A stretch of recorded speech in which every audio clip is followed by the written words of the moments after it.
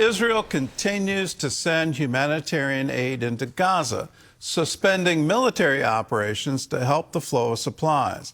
Meanwhile, President Trump has announced the U.S. will begin setting up food centers in the territory.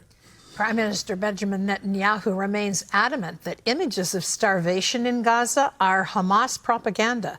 CBN's Paul Petit reports from Jerusalem. Explosions Monday night, humanitarian aid drops by morning, opposing scenes in Israel's war in Gaza.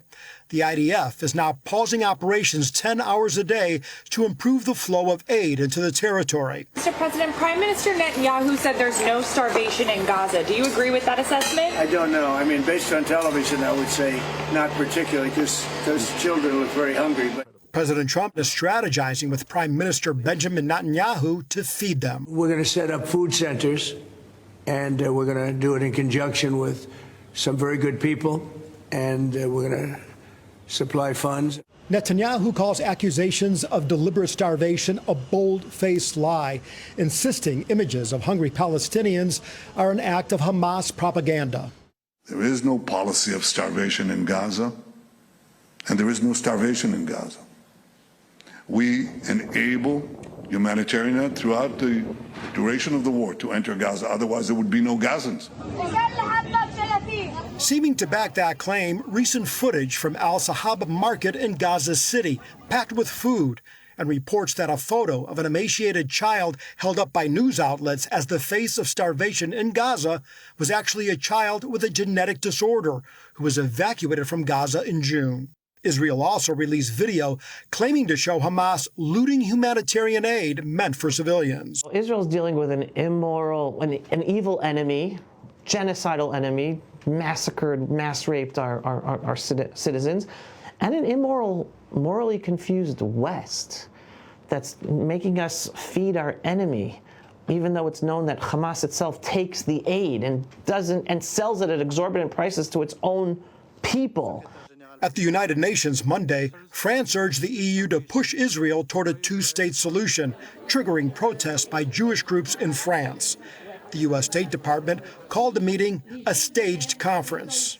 Now come reports that in coming days, the UK plans to announce a peace plan that includes a Palestinian state. We understand the goal, which is to try to help peace, but we consider that it is counterproductive because at the end, this decision, this recognition of a Palestinian state will be considered by the Hamas as its own victory. We are coming up with various plans. We're going to say it's a very difficult situation. If they didn't have the hostages, things would go very quickly. In Jerusalem, Paul Petit, CBN News. Well, please keep informed as all of these false news reports come out of Hamas, and it's been a signature of it, whether it's the Gaza Ministry of Health inflating statistics or are saying that Israel fired on a hospital, and the truth turned out to be, well, that was a Hamas rocket that went wrong. It didn't hit the hospital, it hit the parking lot. No casualties were involved. To now using a genetic condition and a child with a horrible disease in order to gain propaganda points on the world stage. It's absolutely incredible what they're doing. But understand, if you're a Muslim, it's perfectly okay to lie to infidels. That's part of their religious belief, that if you deceive an infidel, then that's okay to do. And so shouldn't we recognize that that's what's going on? Here's the truth. The truth is Hamas has hostages. And ask yourself this question. If they were your family, hid in some horrible tunnel for an incredible amount of time, what would you do? Well, you would do anything to get them home. And Hamas steadfastly refuses to release them, steadfastly in the face of obvious defeat, does not surrender. And they want some kind of future where they're going to stay in charge of Gaza. And that's bad for Gazans. Go back before October 7th and the Stanford survey of the people living in Gaza. It's this new speak that humanitarian organizations use. They call it food insecurity. I call it hunger. The people of Gaza were suffering from hunger prior to October 7th. Under Hamas rule, no IDF involved at all.